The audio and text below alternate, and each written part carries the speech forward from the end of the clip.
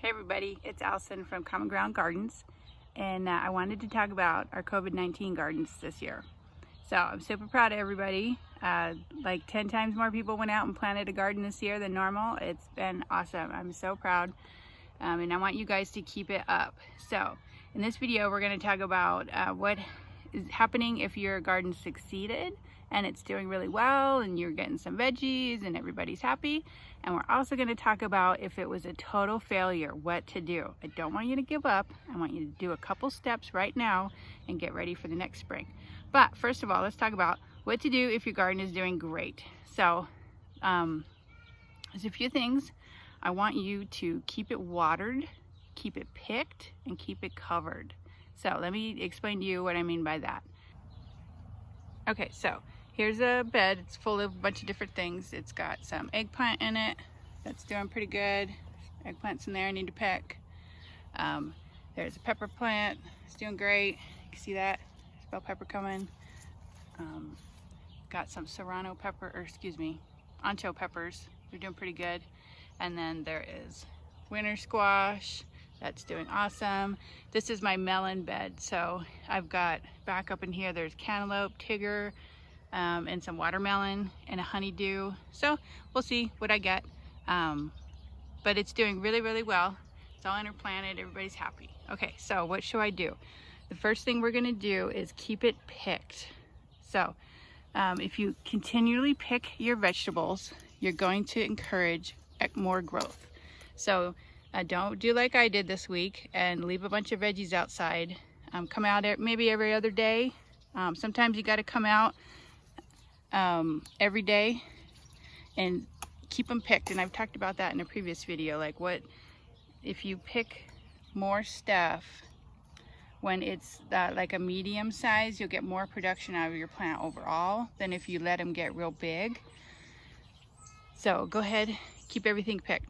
Now, it's August here. It's the very beginning of August. And like, it's so hot for us. I don't know about you guys, but it's 100. It's really, really hot, which is fine. Veggies absolutely love it when it's super hot.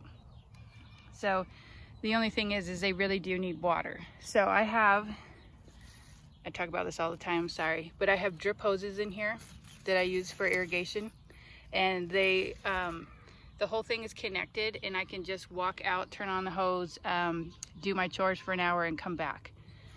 So you want the water to be pretty deep. I want you to come out and check it and dig your finger in there and make sure you're getting the soil itself soaked. And veggies don't like it when their foliage gets wet. So if you don't have an irrigation, then use the hose and stick it down by the soil and don't spray it from on top. And veggies definitely won't prosper if you're using a sprinkler on top. That would be really tough. That encourages disease, and the foliage doesn't like it. So if you can, soak it with a hose. And it would be better if you soaked it really, really well twice a week than if you soak it not as well. Sorry. You know, every day. You don't want to water for 20 minutes every day. You want to water for an hour twice a week, if you can. Now this depends on where you live. You got to go out there and stick your finger in the soil and see how things are going, because you don't want to overwater either. That's a disaster. So between waterings, let it dry out, and take a look at your plants. Are they producing food for you? If it's kind of low, you might need to water a little bit more. If they're looking sickly, maybe you're watering too much. It's possible. So the only exception to this rule is a little complicated. You might need to do some extra research on it, but that is tomatoes. So I've kept my tomato plants. Let me show you. Here's one bed of the tomatoes. I've been keeping them watered because they're growing and they're setting fruit. So now that the fruit is set though, you're gonna wanna hold back on the water. And there's been years where I've quit watering altogether for tomatoes, because when you stop watering, it encourages the fruit to ripen and turn red. So I was just thinking on this bed, I'm probably gonna have to hold back on the water because I have a ton of green fruit and only one ripened fruit so far, and it's August. So tomatoes are a little bit different. So you might want to do a little more research and figure out if you should stop watering your tomatoes or not. So we'll see. Okay, now the other thing I want you to do is to keep your soil covered. I use a lot of newspaper and grass clippings in my garden. You want the soil, once it'll retain moisture, it encourages earthworms to come and help you out, and then you won't have to water as much. You'll probably have to water like half as much because it'll keep the soil moist. So veggies are gonna love it. So the reason I can use my grass clippings is because we don't spray chemicals on the grass. Now, grass clippings are an incredible resource for your yard. So you have to ask yourself, is super green grass more important to me that's chemically fertilized, or is it this tremendous free resource that I can mow and either use wet or dry, whatever you want. You can just throw it on the garden wet, it totally works fine. You could dry it out. I just have my friend who mows dump it on the patio and it dries out in a couple hours. And then it's a dry resource. Either way, doesn't matter, just use it. Just don't waste it. Let me show you, I've got a bucket here. What I've technically done is I let it dry, I threw it in with the chickens, they ate what they felt like, and then the rest dried out. So there is a little bit of chicken poop in there, but totally fine. The plants are big enough that they can handle it. So let me show you. I want you to come in here and either just dump the grass clippings here, make a big thick layer of mulch. Or if you really wanted, you could lay newspaper down and that would make it even better. So see how awesome that is, super thick. Everybody's gonna love it, and you can do it all summer. Just keep it going. And what this will do is it'll build the soil over time. So even cardboard, newspaper, grass clippings, straw, not hay, straw, all of those things will improve the compost and the biome of your soil. The earthworms love it. They're gonna move in, they're gonna start doing their thing, and your veggies will be awesome. So go ahead, members. That's 3 things then. I want you to keep it covered, I want you to keep it watered, and I want you to keep it picked. Now let's talk about what happens if everything failed. Okay, now let's assume your COVID-19 garden was a disaster. It all died, you didn't water it, you didn't do any research, I don't know. Totally fine. Do not give up. I don't want you to give up in this point. I'm super proud of everybody for trying this year. It's awesome. Everyone should have a little bit of garden outside if you can. So let's assume you hate gardening, you're mad about it, everything's dead. I have an empty bed here, and I'm going to show you what I want you to do because I don't want you to give up and I want you to plant next year. All right, so let's see what we can do to help us succeed next year. And you know, it's August, it's super hot, everything's dry, it's fine. This is what we're gonna do.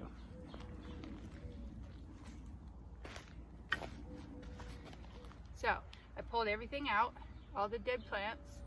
I picked up my soaker hoses because it freezes here, and I can't leave them out all winter. So those are all picked up. I got them right here. We're gonna bring those in. I went to my local nursery and I bought some organic compost. Big box store, local nursery, whatever is convenient for you. Make sure it's organic compost. If you can find something that's locally made, definitely do that. Avoid things that have artificial chemicals in them, please, if you can. So let us cut this open.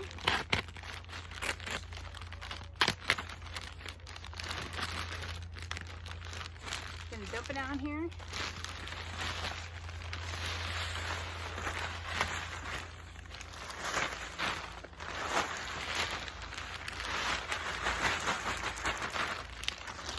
There we go.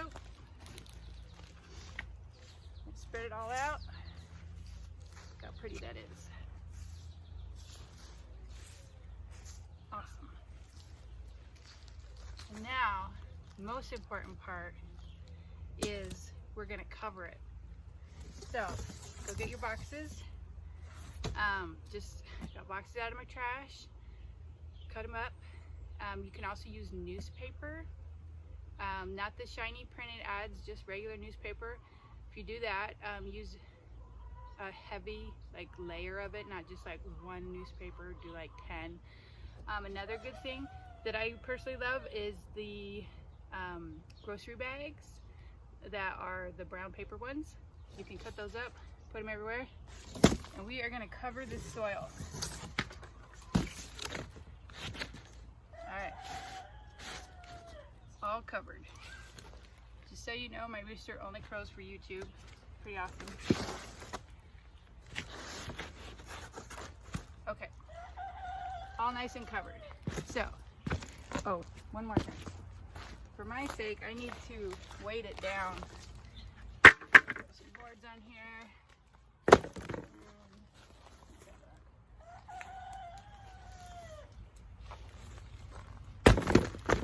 Down. So I got to keep it weighted down. It's super windy here. Chickens will just scratch it up if it's not. So that's going to do two things. One, it's going to dissolve over the winter, which is crazy. You're going to come out here in the spring, there's not going to be any cardboard here. It's going to keep the weeds down, keep them blocked, so when you come out you won't have the big dumb weed bed and then still hate gardening. This will be way better. It's going to suppress the weeds, and also earthworms love it. So they love cardboard. They want the soil to be covered and moist. And so you're going to encourage the earthworms to come on over, help you out. They're going to fertilize the soil. It's going to be great. So go ahead and do that. Dig through your trash, get your boxes out, go grab a bag of compost.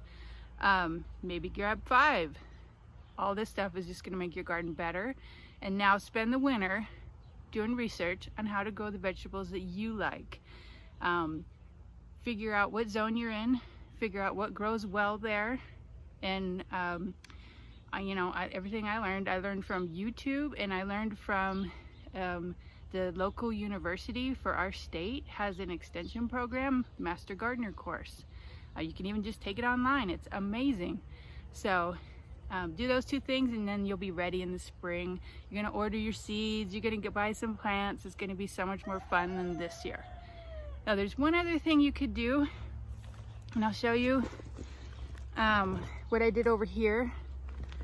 It's up to you, but it is. You're going to figure out you're going to figure out your first frost date. So we're in zone 6, and my first frost date is October 13th. I believe.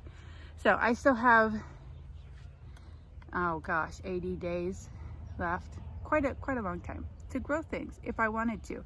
So I thought this year I'm going to try really hard to replant, and I've done it. So here is an empty bed. It had, this was lettuce in the spring, and then everything got too hot and I had to pull it out, feed it to the chickens, totally fine. So I came back through here and I put down a big layer of compost, just like you just saw, and I put the soaker hoses in, got it all nice and wet, and replanted lettuce. So maybe I'll get a fall crop of lettuce. We'll see. I have to cover it with this grate because of my naughty chickens. They come out and they scratch everything. So definitely if you got chickens around and you have that one that gets out, they're gonna come through and scratch up all your seeds. Earlier in the year I tried to plant some beans for like soup, and they literally scratched the whole thing up and ate every single bean. So I gotta leave this grate down. So on that note, also let me show you the little beans that I planted earlier. I told you I planted some yellow beans. So I already have a bunch of green beans coming through, and I pulled up a bunch of onions, and then I had a lot of space. So, and the irrigation was there, so I replanted my little green beans, and they are totally popping up. Here's a bean, here's a bean, here's a bean. So they're gonna continue to grow underneath the tomatoes. And look at all those tomatoes. And we will get a crop of beans in a few weeks, so pretty awesome. All right, so you guys go out and do that. Don't give up. You guys are doing a great job. Everybody should have at least a little herb bed and pots. If that's all you can do, maybe a cherry tomato plant. So go ahead, get your soil ready for next year and start doing some research. All right, you guys, thanks for watching. Let me know what you think in the comments below. Go ahead and subscribe for more garden tips. And remember, life's a garden. Dig it.